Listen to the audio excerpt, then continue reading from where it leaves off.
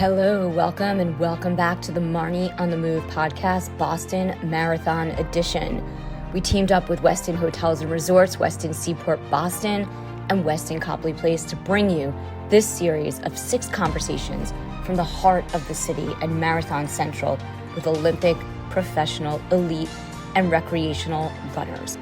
First activation I dropped into was the Westin Shakeout Run. In 2023, Westin Hotels and Resorts teamed up with Avid World Marathon Majors to get travelers race ready from start to finish, championing race travelers and their supporters at the iconic series of the 6 most renowned marathons in the world. Throughout the weekend, every brand and run club has a shakeout, athlete talks, activations, and crowds overflow Newbury Street and Boylston Street.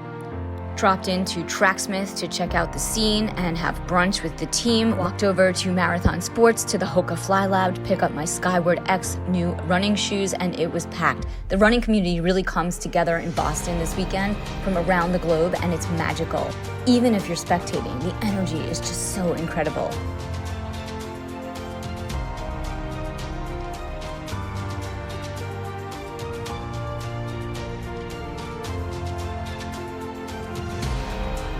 Here comes Sise Lema from Ethiopia. More of the men's pack following behind.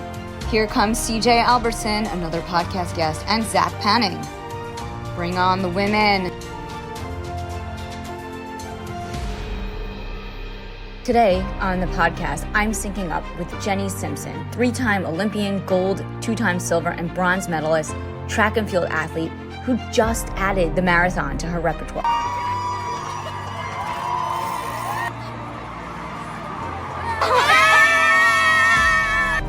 The Scream Tunnel is an experience you cannot miss if you're in Boston watching this iconic Boston Marathon. This is Wave 1 running through. From Wellesley, we jumped in the car and drove along the race course back into the city to head to the finish line.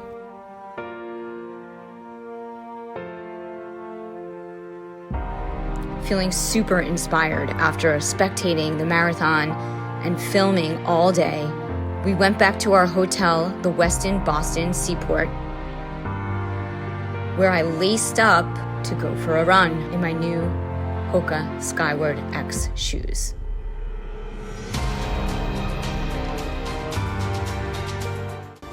On the run, I thought about my conversation with Jenny and how we sync up about what brings her to Boston and what she's looking forward to on race day, her decision to switch gears from the 1500 distance and the mile to the marathon, and where her passion for running began and what she continues to love about this sport. And I thought about what I love about this sport, and how when I got back to my room, I was going to take advantage of the Westin workout offerings and their amazing Hyperice Go boots. Middle of Times Square, and I did a quick interview, which was a learning experience. One of the ones where I'm not going to be forgetting my microphones next time or interviewing people in the middle of traffic. But it's so exciting to be here with you today in Boston. Yeah, New York was such a great moment, kind of building me up to this moment today. So I think it's great. We met in the chaos of Times Square. Nothing is supposed to go smoothly in Times Square, so I think you kind of nailed it. Yeah. And then here we are with this beautiful production set and everything. And so we're doing great. We're both doing great. So, I mean, is this your second marathon? Yeah. Yes. Official as exactly. A professional athlete. Exactly. Yes. Yeah. So ran the majority of the trials, but not all of it. I had to drop out at mile 18. But so grateful. The Boston Marathon reached out and said, "Can you go 10 more weeks? Do you want to do this?" And it felt like such a privilege to have an event like this still believe in me after, the trials was such a disappointment. So I'm really grateful to be here. But I mean, as a runner, you've been running your whole life. You started running in high school, you know, and as part of running, things happen. That is so true. And not every day is going to be a great day. Yeah. And somewhere around half of them are not going to be great days, right? Right. But the trials was definitely a different experience in a way because I've never dropped out of anything. So to have to kind of wrap my mind around, because it was really around about mile 15 that I knew, like, not only is this not my day, but I'm no longer able to really be like compete. Really, you know, I could continue running. Right. Fortunately, I didn't have like a serious injury or something, which can happen in the marathon. But so for those 3 miles between mile 15 and 18, I was kind of wrapping my mind around, am I really going to step off the course and be done for the day? Yeah. And that was a new experience for me. Like, as an amateur athlete and a triathlete, like, I have done that because it's not my job, and I have had a tough time asking myself that question, like, do you really want to bail right now? Like, can you do it? And it is a tough one to answer. So what was going through your mind? If you don't mind talking about it. Of course. Yeah, I mean, it's just interesting because I know a lot of athletes struggle with this, and you're a professional athlete and Olympian, so it's like at every level. If you are going to have a wild life, you're going to have ups and downs, and I want it all. So no, there's no trouble talking about it. I do remember having a very lucid thought as I'm approaching kind of, you know, running back up through downtown Orlando towards what would be the 18-mile mark, which was the most kind of practical and logistically appropriate place to step off the course. So that's why I finished my day there. But I remember having this really lucid thought that I have a choice between 2 really difficult things. I'm either going to run for another hour, and that hour is going to be really miserable and hard because, you know, the loop is about 8 miles and that I had left to finish the race. Or I'm going to have to do the hard thing of kind of face the embarrassment of calling it a day early. And in life, sometimes you just have to pick your hard. Yeah. You know, both were going to be difficult. Making the Olympic team was out of the question. Having a great day was now out of the cards. So I just had to kind of choose my heart at that point. It was really difficult to step off the course, but in hindsight, I really wasn't thinking about you know, racing in the near future. That wasn't part of the calculation in the moment, but I'm so grateful that I stepped off when I did, because I really did kind of save myself, not just physically, but also psychologically. I think I kind of saved myself to be able to then, you know, get back out, train a couple more weeks, run New York, and then prepare for the Boston Marathon. And so what was it? Because you've won the mile in New York so many times, and that's your distance. So, you know, what was it that made you kind of shift gears and want to do this beast of a long distance marathon? Yeah, well, you know, it's wild. I had 12 incredible years as a pro, really specializing in the 1500 and the mile. And like you said, went to Fifth Avenue Mile, won it 8 out of 9 times that I competed. I just had an incredible run of amazing experiences on the track. And I think you start to kind of sense when that era of your life might be coming to a close. And I was still running really well in the mile. I was still able to be explosive. In 2019, I made the final of the World Championship, so I'm still doing really well. But I thought the best gift that the success in this event can give me is if I accept the freedom to do whatever I want to do next. Right. And so sometimes, you know, you can take whatever the security that success can give you and you can plant it into something new. So the marathon for me, it's like, it's totally crazy for me to like skip the 5K, skip the 10K, skip all these other things that just go straight to the marathon. But it has always intrigued me. It captured my imagination. And for me, it really feels like this is kind of a passion project. You know, you can take all the good advice and follow the rules and do the progression the way you're supposed to. But my years in the 15 went so well, I thought, I think I've earned myself the freedom to kind of do something that just because I want to see how good I can be at it. So that's what the marathon is for me. I love that. You're talking to a risk taker over here. Like, I don't do anything by the books. I don't do anything the traditional way. And so I see that. That's really cool. There is something really magical about just like that freedom of like taking that risk and putting yourself out there and knowing that you can do it and like having to do all that work to get there. Yeah, and for so many years, you know, I'm the woman that was supposed to do really well in the event that I was really good at. And there's some part of that script that it can be a little bit oppressive. It can be difficult because, you know, it's not as expected or okay to have a bad day when you're the woman that's been so good for so long. Right. So I faced that and kind of and succeeded through it for a really long time. And then there was something about, I switch over to something totally wild. I say I'm going to train for the marathon. And there's kind of this question in people's voice, like, but are you going to be good at it?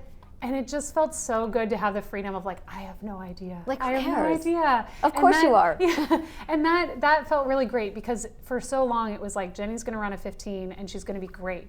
And it felt like that pressure now is kind of off, and I get to kind of build myself back towards the expectation that I'm going to do well again. That's amazing that you had the sort of like foresight to be able to do that, because a lot of people, it's almost like a career change, right? Like, yeah, in a way, and a lot of people are afraid to do that, and a lot of people struggle with that, especially after the pandemic, like switching gears, doing something new. Yeah, I do feel, I was saying early on that I'm changing sports because it did feel like going from the track, there's so little overlap, really surprisingly for them both being running, going from the track to the roads.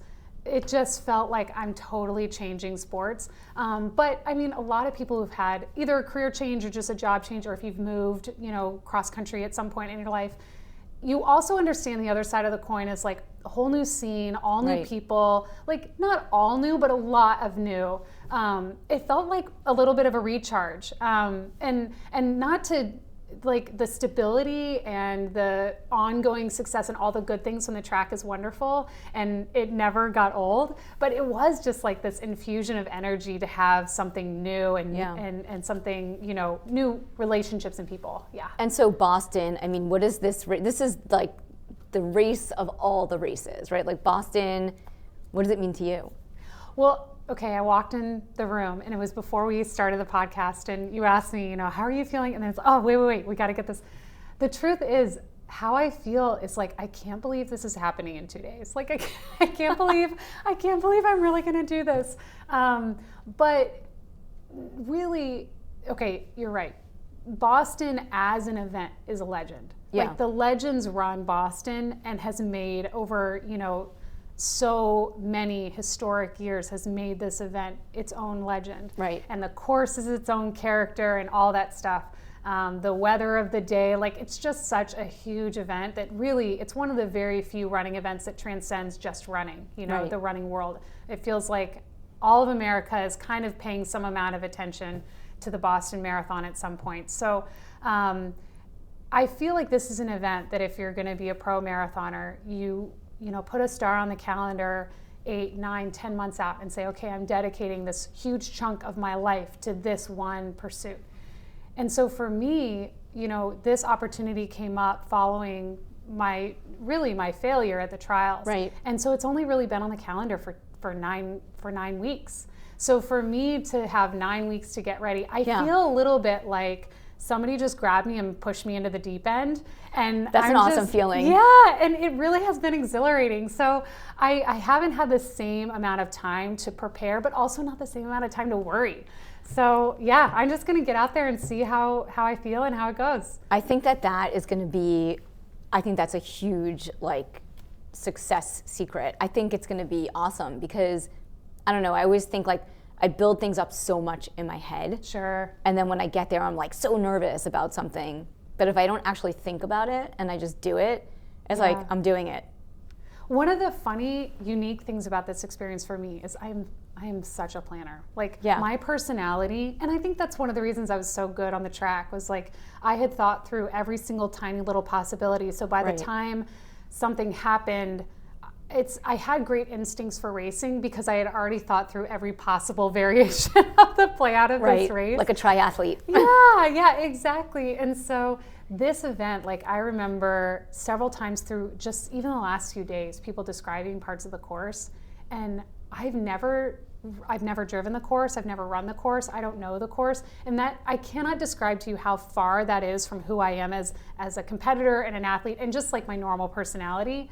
And so I don't know what to think of that. I don't know if that's going to be good for me, if it's going to be hard for me, but I have been thinking, somebody said something about there being, 4 Newton Hills and 5 turns in the whole marathon, and then you turn up Boylston Street and this and that. I don't know any of this. I'm hearing it, I've heard it through the years. Because you're on a track typically. Yeah, and also because I only knew I was going to actually put the shoes on and race this 9 weeks ago. So I just haven't had the same kind of preparation. So it'll be interesting and a brand new journey for me to see, can I fit this into my life, you know, and kind of deviate from my normal personality and allow things to just kind of unfold, and how does that feel and how does that go? So I'm excited to see how that goes. I think it's going to be awesome. And so what shoes are you running in?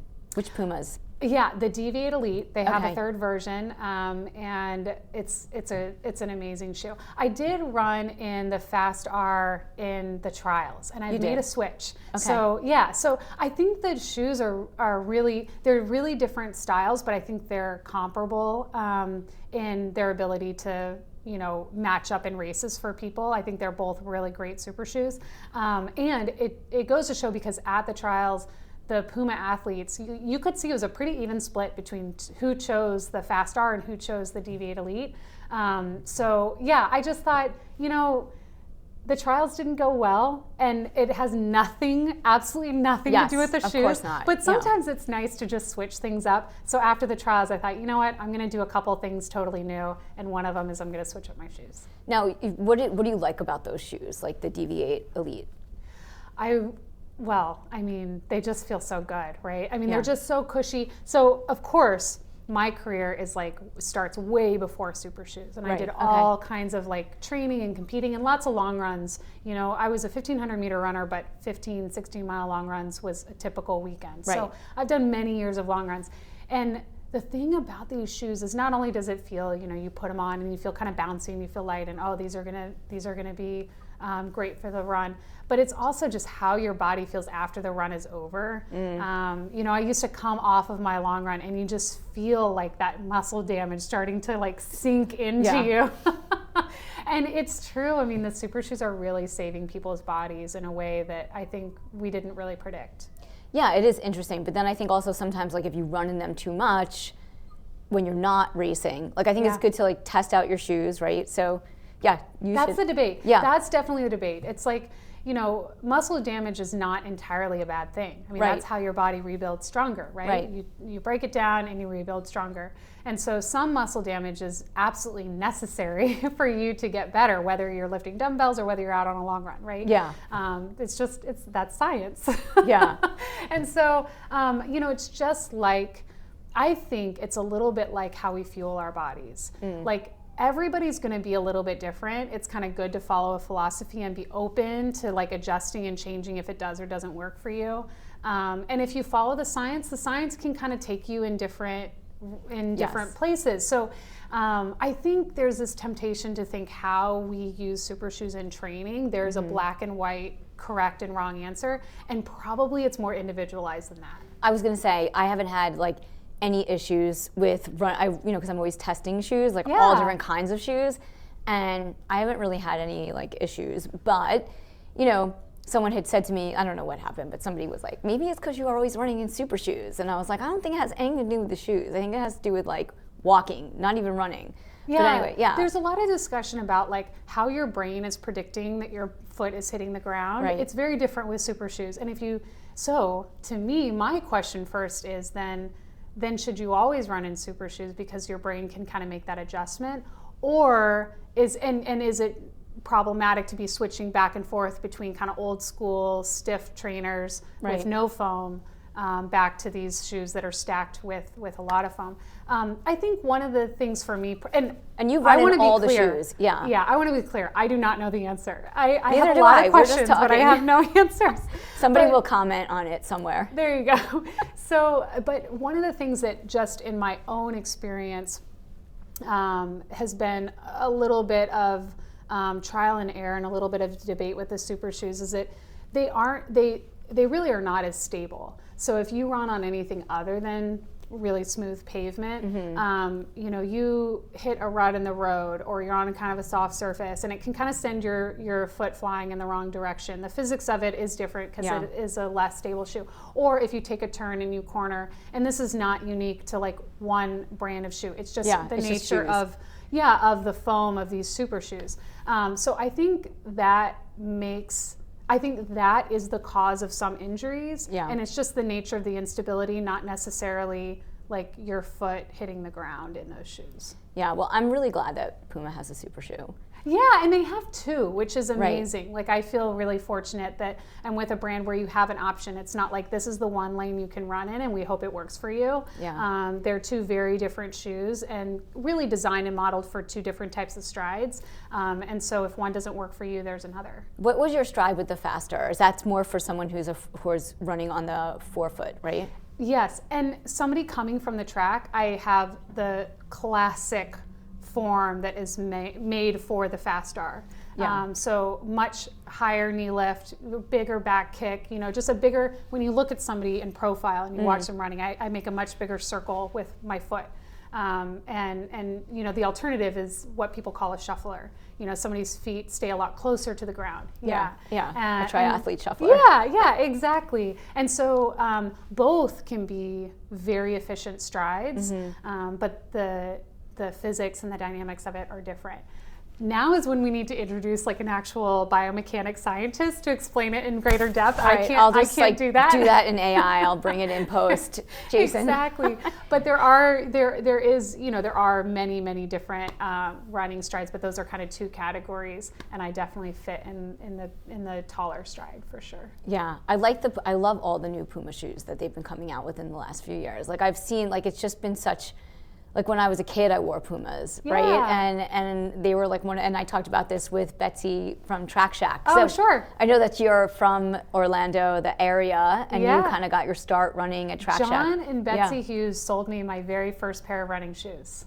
Yeah, and Track Shack has been in my life for so long, and that whole crew over there, I mean, truly, I don't just say this, they are like family to me. I mean, people that I call when things in my life are going on that have nothing to do with running. So I feel very fortunate and close to them. But Puma, it's been so fun and exciting to watch them enter the high performance space in training shoes, high performance running training shoes. And especially in the last, 4 years or so, they've come on really strong. And the trainers that they have are really, really great. Yeah. I train in the Velocity a lot. I think that's a really great shoe. It's a way to stay in their most current line of shoes, but get kind of away from having the stiff plate in the shoe or having so much foam in the shoe. So I feel like the Velocity is kind of the perfect balance between the new super shoe technology and kind of the feel of an old school trainer. So I like the Velocity a lot. And now how much mileage are you putting in? Is that like a strategy secret? You don't have to share it if it is. I don't want Des Linden to hear. Yeah, no, it's fine. I mean, the funny thing is that I think, especially when you get to the pro elite level, there's a lot of overlap. Most people are doing, there's kind of a price of entry, right? Like nobody's running 50 miles a week and running the marathon. So, or racing the pro field of the marathon. But I topped out around 100 miles a week when I was training and got back to that after the trials and was running that much after the trials to prepare for this. So I don't trial different brands of shoes, but the shoes I'm in, I get a lot of experience in, a lot of miles in. I was going to say, you must have so many shoes that you're like running through, literally. Yeah, and you especially the more, high performance you get, the more you want shoes for different specific purposes. So like, if you're going to go out and do a fartlek or a threshold run, or if you're just going to slog around and do a 5 or 6 mile double, you have different shoes. Right. And I don't even know that there's like a ton of like intentional thinking about it, but you kind of move towards shoes that feel good in different contexts. Right. And then of course, when you're on the track, you have flats for that, and then stuff for super shoes for the road. So do you miss the track at all? Oh, I miss it a lot. Yeah, and I think in particular the last 10 weeks, just thinking about, okay, I want to put in great work for 10 weeks longer than I expected to. I thought February, I'm going to race the first week and then I'm going to get this big break. And so I never really felt like, oh, I missed the track leading into 2024. However, trying to extend myself kind of psychologically for 10 weeks, I think I feel most myself and feel most kind of at home on a track. And so I even communicated that to my coaches. I said, I'd really like to do some work on the track. And also like that's where my memory of being a really great athlete is too. Right. So it was a boost for me, honestly, to get back. So I did some more workouts on the track in the last few weeks. And I think it just kind of lifted my spirits. It felt like home. I love doing a good track workout because for me, I feel like it's like data, numbers, like there's no, it's just like precision. a set. Yeah. It's the precision. So when people are asking me, what do you miss about the track? It surprised me, but pretty early on, I kind of dialed into one of the biggest differences for me training from the track to the roads was that you kind of lose that hyper precision. Mm-hmm. So you go out and you do a fartlek on the roads and maybe you're doing 2 minutes on, 3 minutes off, or 5 minutes on and 3 minutes off or something.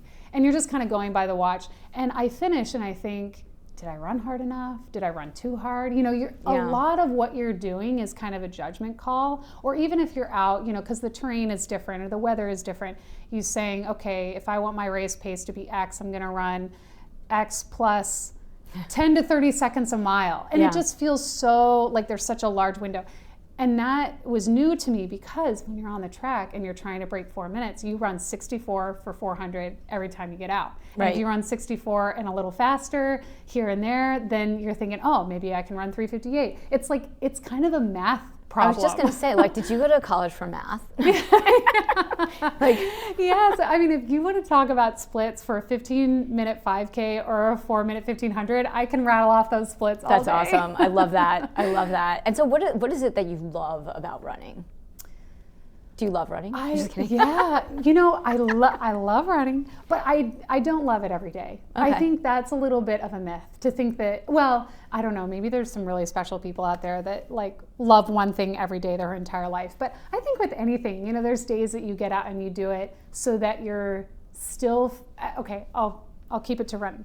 There are days where I think I'm running today so that I'm still fit on that beautiful, awesome day and I want to be out here. Right. And so that feels kind of motivating to me sometimes. But I don't love it every day because Colorado gets below 0 every once in a while. And those are the days where I'm like, it'd be nice to take the day off.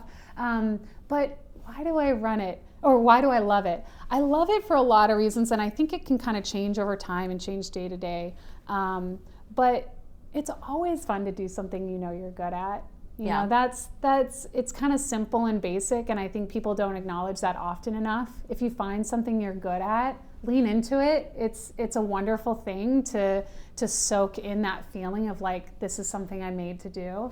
And then it's just given, I go out for a run, but what it has put together for me in life is the opportunity to travel, the opportunity to meet so many amazing people. Yeah. It's created long-lasting relationships. Like we mentioned earlier, John and Betsy Hughes, the couple that sells me my very first pair of running shoes, they watch this young kid go from a child to an Olympian to an Olympic medalist to running the marathon.